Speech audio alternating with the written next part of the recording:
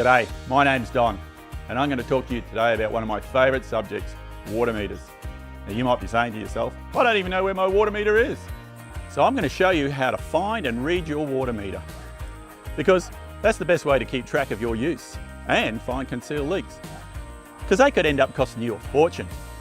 The meter is usually in a pit in the ground and next to the front boundary. But before you dive in, I'd recommend putting on a pair of gloves, because I found all sorts in here over the years: snakes, cane toads, even native bees. So once we're in, we can flip the lid, read the dials. Black is for kilolitres, red is for litres. Now to check for leaks, what I want you to do is take a reading on the dial. I want you to go inside, don't use any water. That includes flushing the loo. Come back in an hour, check the dial again. Now if the dials have moved, you've possibly got a leak and you need to call a plumber.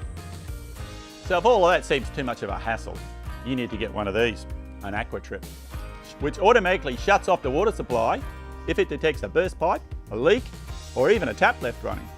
It's a good gadget if you're short on time, or you're not able to read your meter to check for leaks.